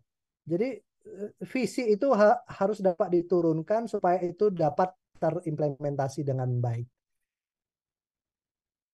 Baik, next. Oke, ini mengenai leadership style.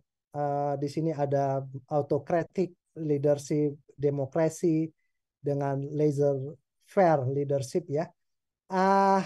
Kalau saya sih lebih prefer ke demokrasi ya. Demokrasi dalam arti jadi kami punya think tank lah di rektorat ya. Ada Warek 1, Warek 2, Warek 3, Warek 4, ada dekanat, dan ada kaprodi.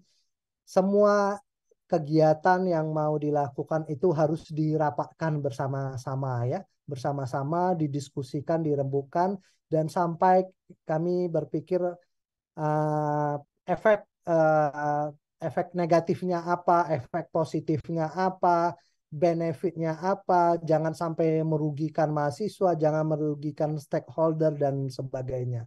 Jadi banyak yang didiskusikan supaya apa? Supaya untuk menurunkan visi misi itu benar-benar dapat dipahamin oleh seluruh sivitas ya, akademika. Baik, next. Ya, kalau berbicara developing your leadership skill ini ya secara prinsip harus memiliki jiwa kebersamaan ya, jiwa kebersamaan, teamwork. Jadi as a leader itu kamu bukan di atas, oke?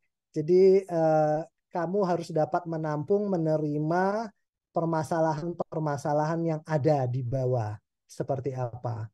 Jadi banyak masukan dengan banyak masukan bahwa saya saat sekarang ini sebagai rektor bukan berarti ide semua datang dari saya. It is impossible. Itu tidak mungkin. Saya hanya fungsinya sebagai fasilitator.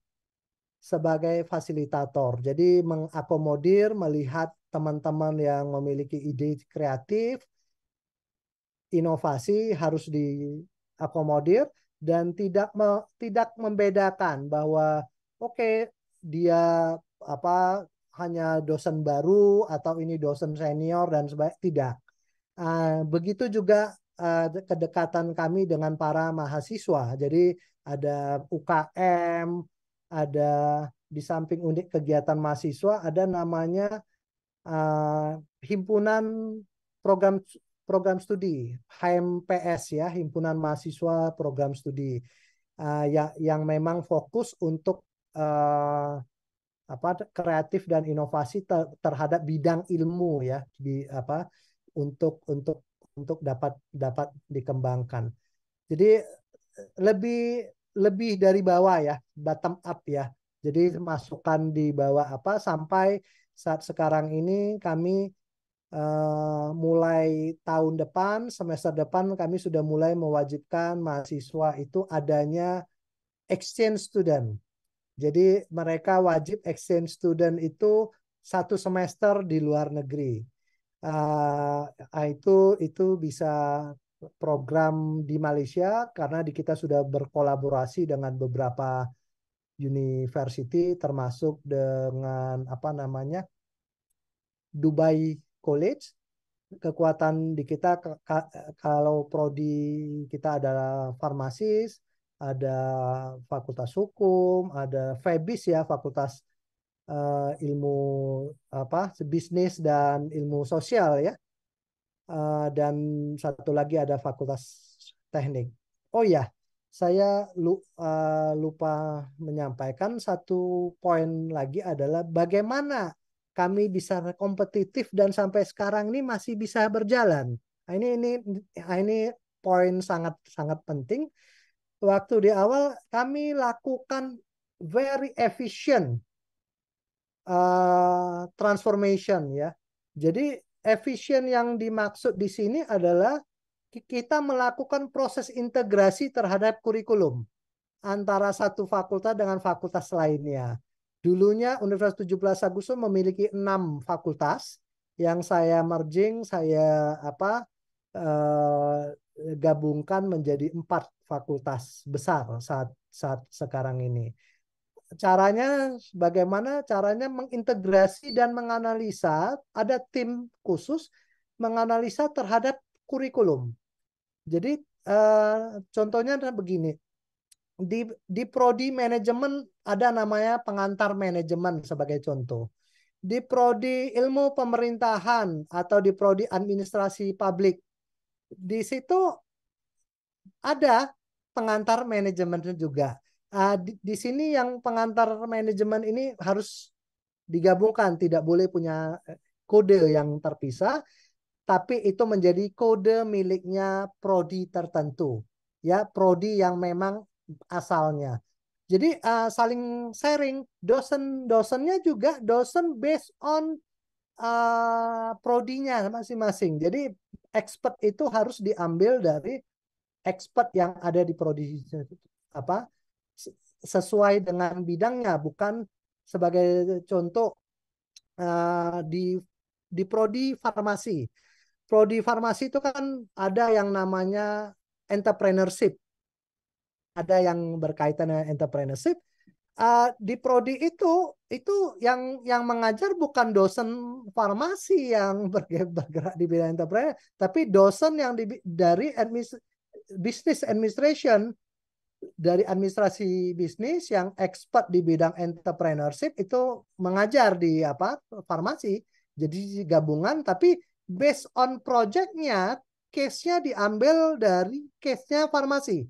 Khusus mahasiswa bidang farmasi, case yang background dari hukum itu mengambil entrepreneurship berkaitan dengan bidang hukum dan sebagainya. Itu sebagai base thinking-nya lah ya, yang sudah diterapkan di dalam kurikulum. Oke, ini ya yang pastinya ada challenging project ya, challenging project. Jadi sebagai leader di kita juga tidak bisa sebagai seorang rektor saya menanganin semua hal. Itu harus ada ya challenging project yang harus ditetapkan. Sebagai contoh, di kita akan setiap tahun kami menjalankan ada ISCP, International Seminar Call for Papers. Jadi saya mewajibkan setiap tahunnya wajib ada international conference yang diadakan di kampus sendiri, di mana sasarannya adalah memunculkan budaya akademik, di mana mulai dari mahasiswa, dosen, seluruh stakeholder itu bisa ikut bergabung dan jadi mereka mulai terbiasa mingle dengan internationalize, dengan expert-expert dari luar, karena persyaratan ISCP itu akan dilakukan itu melibatkan minimal 4 negara. Itu ada dari Amerika, ada dari Malaysia, ada dari Dubai, ada dari Australia dan sebagainya. Ini tergantung bidang ilmu ya. Ada bidang farmasi, ada bidang hukum, ada bidang informatics, engineering ya, dan lainnya. Jadi itu yang kami kembangkan sehingga saat sekarang ini membuka cakrawala mahasiswa. Di samping kami juga di samping ada English Center, kami juga mewajibkan yang namanya IT Center. Jadi IT Center ini juga wajib selama kalau nggak salah 2 semester, itu wajib karena they have to jadi mereka harus memahami basic computing, karena tipikal mahasiswa kami itu datang dari Sabang sampai Merauke, ada dari Papua, ada dari Indonesia ya, Indonesia Timur dan sebagainya lah ya, yang tidak melek terhadap teknologi. Jadi kami mewajibkan mereka untuk mereka harus dapat basic knowledge lah untuk dapat belajar. Dan perkembangan tahun ini kami didatangin sekitar 20 mahasiswa dari Timor Leste. Jadi dari negara tetangga sudah mengirimkan, sampai juga dosen-dosen yang ingin meningkatkan karena kami punya S2 farmasi dengan S2 dan S3 Fakultas Hukum. Itu dosen-dosen di luar yang masih pendidikannya S1 di Timor Leste juga sudah mulai datang ke kampus kita untuk belajar, untuk meningkatkan kualifikasinya di dalam advanced studies ya, dalam pengembangan karirnya dalam tingkat master dan doktor. Mungkin itu sedikit gambaran dari saya. Baik. Ya. Terima kasih Pak Rajes. Oke, terima kasih banyak Pak Rajes. Ini saya yakin ya, yang mendapatkan inspirasi bukan hanya rekan-rekan mahasiswa dan mahasiswi. Kalau misalnya tadi kita tarik ya, insight yang luar biasa tadi yang disampaikan oleh Pak Rajes, ini kayaknya lebih banyak menginspirasi para ini ya Pak ya, organisasi akademisinya Pak di kampus gitu. Jadi mungkin banyak yang menginspirasi para dosen, para akademisi, bahwa mengelola sebuah institusi itu tidak mudah, apalagi di institusi pendidikan ya Pak Rajes ya. Dan yang tadi disampaikan bagaimana leadership itu sangat penting sekali ketika kita melakukan transformasi, dan itu tidak jalan yang mudah ya pastinya ya. Dan kita lihat tadi walaupun 2 jalan yang berbeda, baik Pak Rajes maupun Pak Faiz tadi, yang 1 tahun berapa Pak? 5 bulan berapa hari? Tadi ya. Jadi 2 hari, 5 bulan 7 hari. Nah, ini pasti di belakangnya persiapannya luar biasa. Jadi bukan yang sekejap mata begitu ya. Dan saya pribadi, Pak Rajes dan Pak Faiz, mendapatkan sebagai Markpers Institute juga ya, institusi pendidikan juga kami, walaupun bergerak bukan formal, mendapatkan insight yang luar biasa dari Pak Faiz dan Pak Rajes. Terima kasih banyak atas sharingnya. Untuk sesi ini saya kembalikan lagi ke Lukman. Terima kasih Bapak, Pak Rajes, Pak Faiz. Baik, makasih masih. Baik, kami ucapkan terima kasih kepada Pak Rajes Khana PhD selaku Rektor Universitas 17 Agustus 1945 Jakarta atas insight yang telah dipaparkan ya. Nah, sebelum kita masuk ke sesi Q&A atau tanya jawab, terlebih dahulu saya ingin share informasi menarik lain terkait dengan event annual dari Markplus. Ini kita mengadakan biggest marketing event in Asia, di mana di bulan Desember nanti kita akan mengadakan Markplus Conference 2024 dengan tema Think, Feel, Act, and Transform Now. Jadi kita akan adakan acara Mark Plus Conference ini di Ritz-Carlton Jakarta Pacific Place di tanggal 6 sampai dengan 7 Desember 2023. Jadi buat Anda yang tertarik untuk mendapatkan insight terkait bagaimana cara mempersiapkan diri untuk memenangkan persaingan di tahun 2024, saya rasa ini adalah event yang cocok untuk Anda. Harga tiketnya untuk satu orangnya adalah 1.500.000, tapi ada spesial penawaran untuk Anda yang berasal dari Civitas Akademika kampus, yakni kita berikan spesial package kampus senilai 5 juta rupiah untuk 10 tiketnya. Jadi langsung aja daftar, kita juga sediakan kontak person untuk Anda hubungi lebih lanjut. Baik, Sobat MA, kita akan mulai masuk ke sesi selanjutnya, yakni sesi Q&A.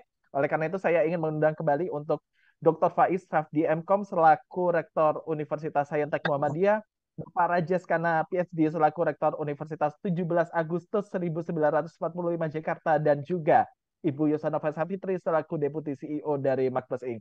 Ada satu pertanyaan masuk, ini datang dari Bapak Dr. Randes Haji Ahmad Nur Komari dari Untak Banyuwangi. Pertanyaannya ini ditujukan untuk Pak Faiz dan juga Pak Rajes. Sebenarnya ketika kita bicara inovasi ya, bagaimana cara untuk menciptakan inovasi dalam rangka mengembangkan bisnis kita ini yang berpusat pada teknologi tapi tidak melupakan sisi kemanusiaan. Jadi inovasi yang memanfaatkan teknologi tapi juga berpusat kepada kemanusiaan. Kiranya kalau dari pandangan Pak Faiz sendiri seperti apa, Pak? Silakan. Iya, yang pertama tentu saja tadi masalah positioning ya. Kampus kita ini mau berada di posisi apa di antara yang ada. Apalagi kami ya di Muhammadiyah itu ada 172. Ini kan untuk di Jabodetabek ada 11. Kalau kami buka prodi yang itu aja, di internal kami aja udah saling rebutan gitu, saling ini gitu. Nah, maka yang pertama itu kita menegaskan diri kita ada di posisi apa. Itu satu. Yang kedua kaitannya kemanusiaan. Jadi kita selalu gini, karena kita diajarkan nilai-nilai agama, ada konsep yang disebut dengan keberkahan. Konsep keberkahan ini saya seringkali nyampaikan, ini bicara leadership juga. Saya sering nyampaikan di dosen, pegawai, lebih baik mana gaji kecil dibutuhkan ada atau gaji besar dibutuhkan tidak ada. Itu dalam kenyataan, dua hal ini sering bertabrakan. Ada gaji besar, tapi pas dibutuhkan nggak ada. Ya maaf, contohnya para koruptor, gajinya besar, tapi giliran butuh nggak ada. Entah alat buat kesehatannya nggak ada, apanya nggak ada.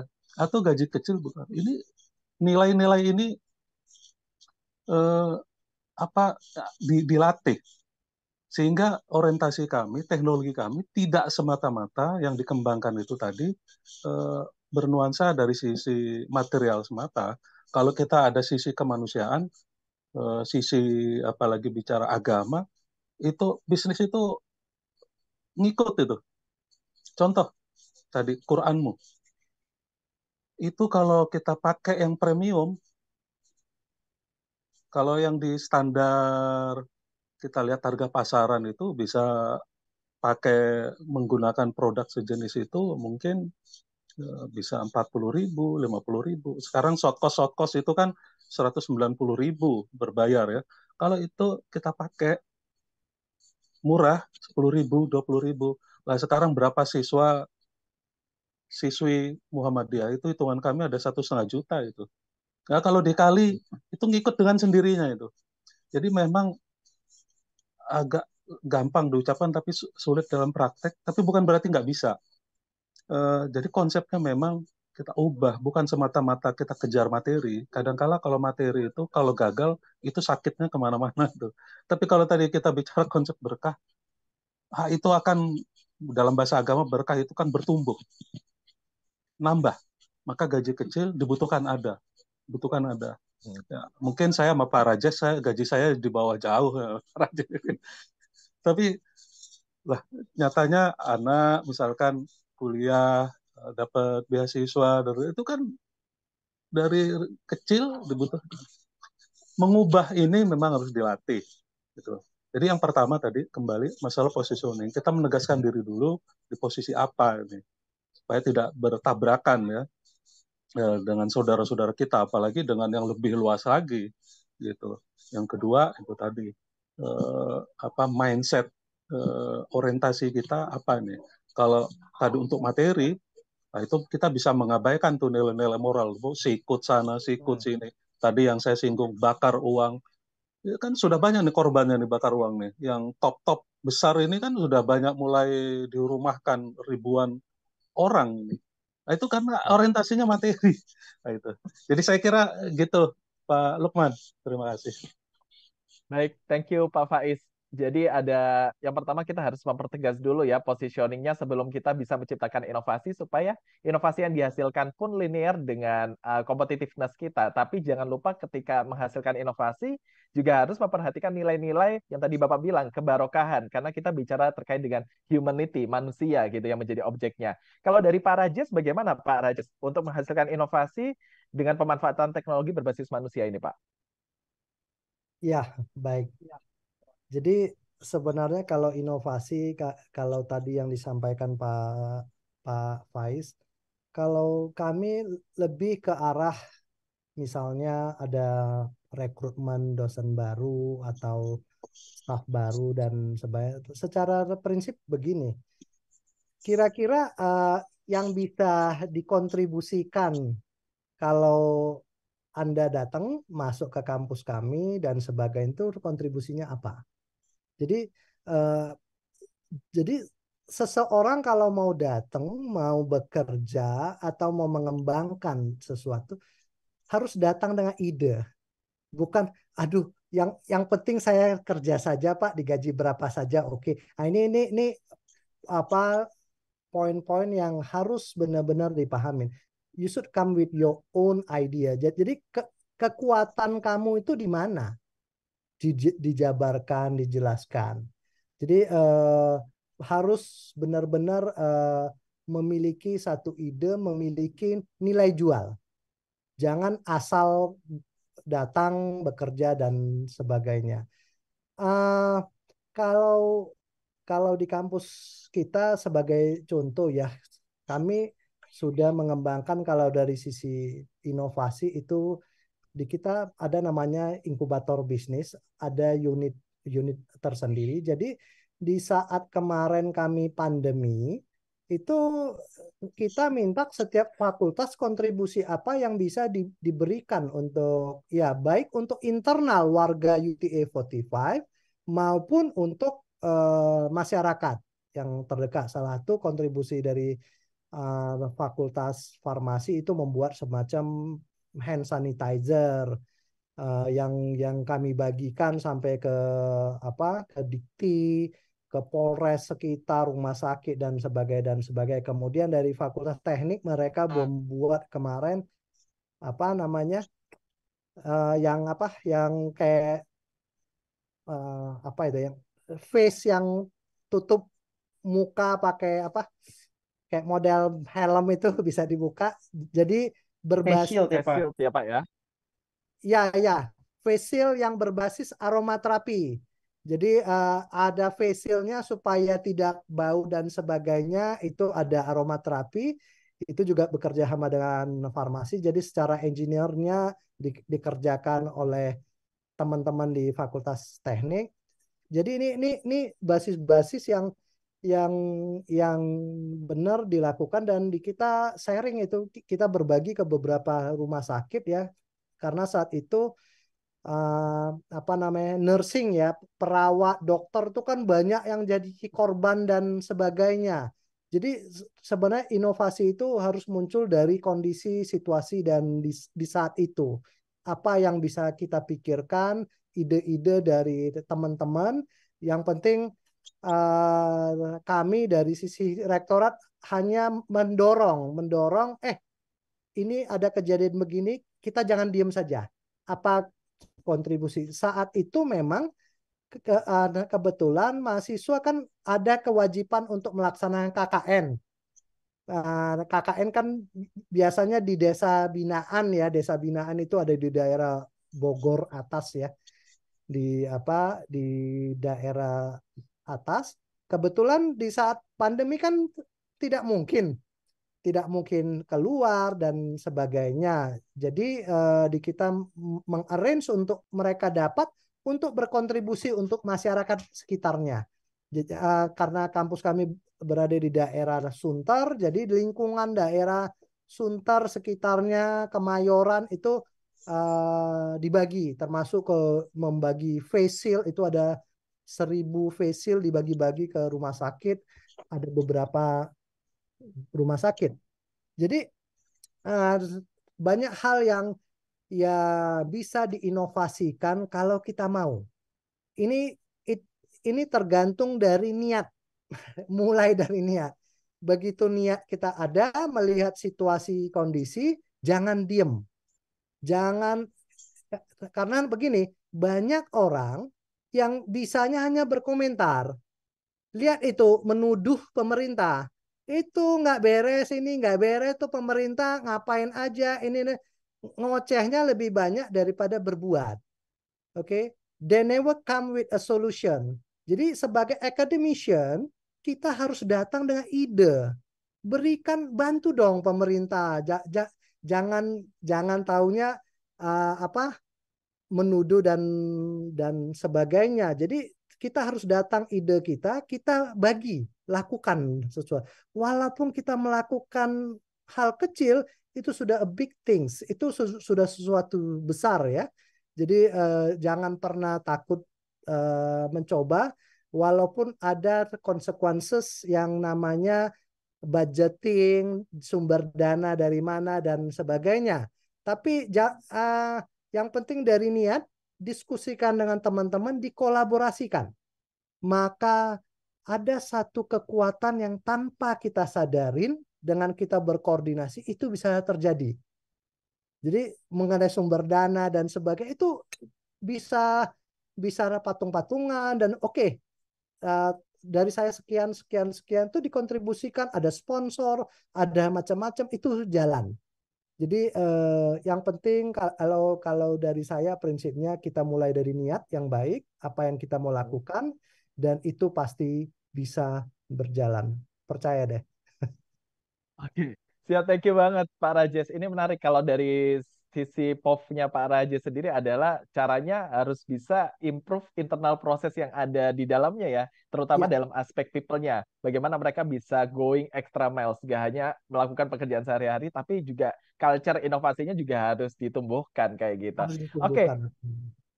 Yes, dan tidak terasa ini kita sudah ada di ujung acara. Sekali lagi saya ingin ucapkan terima kasih kepada Dr. Faiz, kepada Pak Rajes, juga kepada Ibu Yosanova Safitri karena telah berkenan untuk hadir di Marketplace Goes to Campus episode 97 di siang hari ini.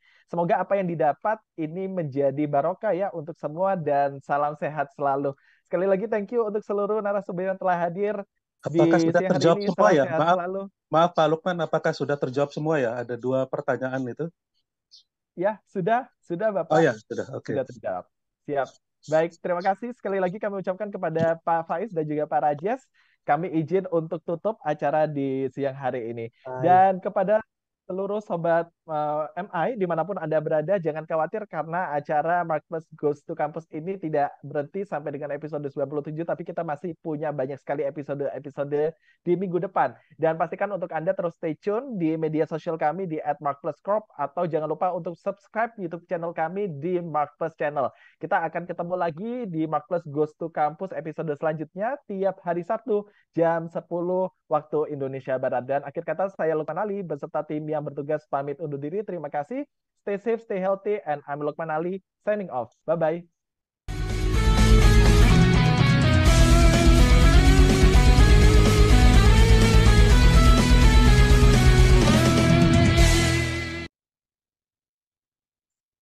Recording stopped.